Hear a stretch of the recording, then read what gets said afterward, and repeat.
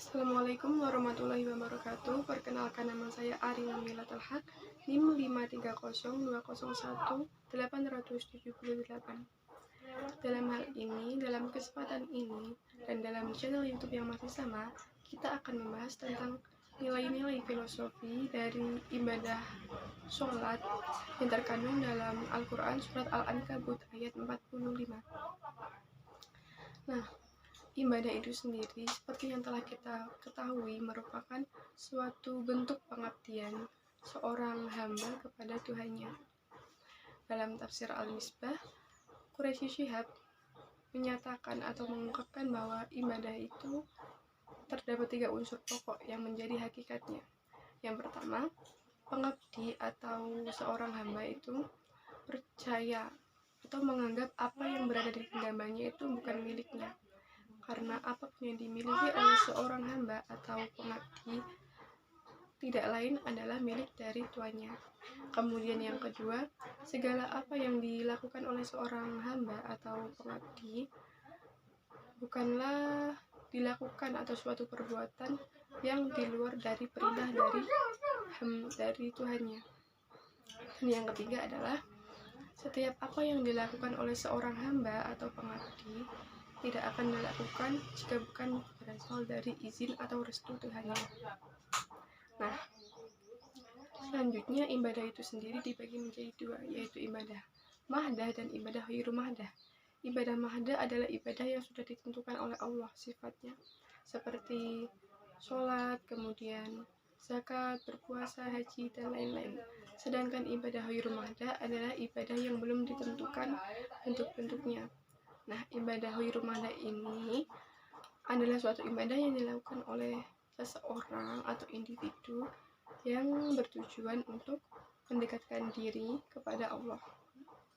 Nah, kita langsung saja ya, kita simak dulu Quran Surat Al-Ankabut ayat 45.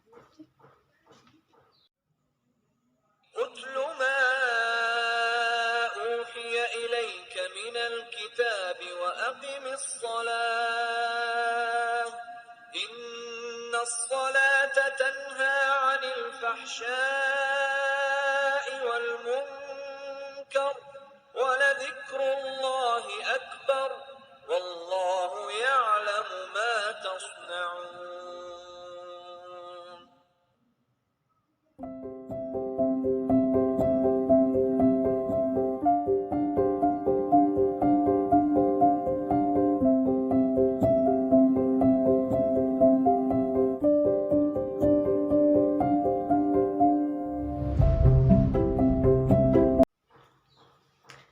Nah, setelah kita dengarkan surat Al-Ankabut ayat 45, kita analisis dulu ya tentang nilai-nilai filosofis sholat dalam surat Al-Ankabut ayat 45 ini.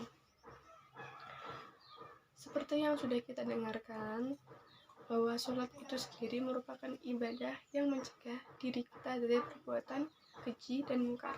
Selain itu, dalam ayat ini juga disebutkan bahwa sholat merupakan ibadah yang paling utama dibandingkan dengan ibadah-ibadah yang lain.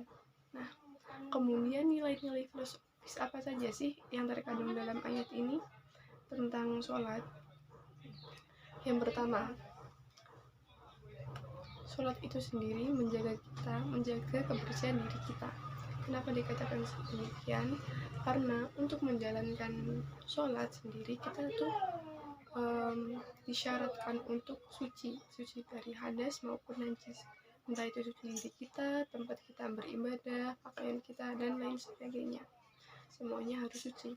Nah, setelah kita ini kebersihannya terjamin ya, kebersihan kita terjaga untuk melaksanakan sholat, kita akan terhindar dari berbagai penyakit seperti penyakit kulit, penyakit pernapasan, dan lain sebagainya.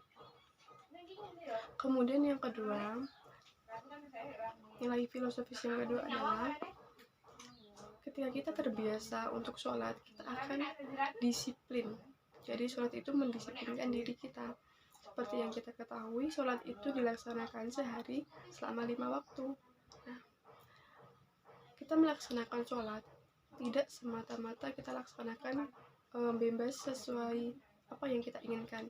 Contoh, kita melaksanakan sholat subuh setelah zuhur atau jam 9. Nah, itu kan tidak mungkin ya, karena karena sholat sudah ditentukan waktu-waktunya oleh Allah.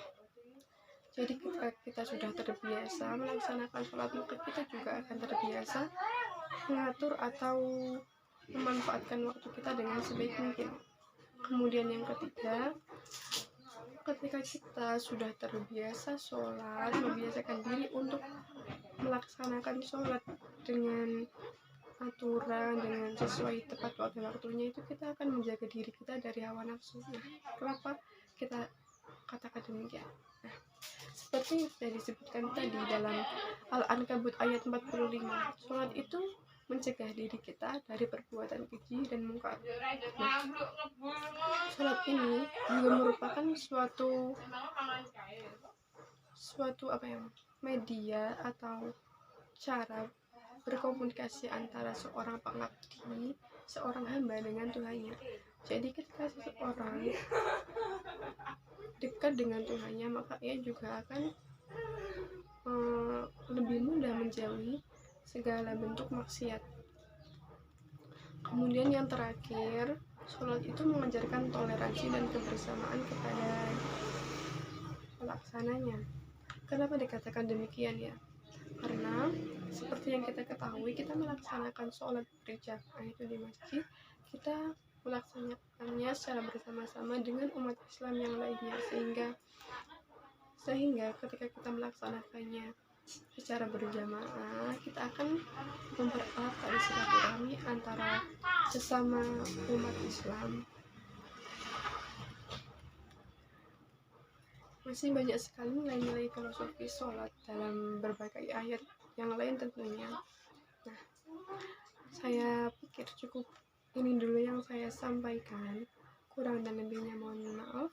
Wassalamualaikum warahmatullahi wabarakatuh. Terima kasih.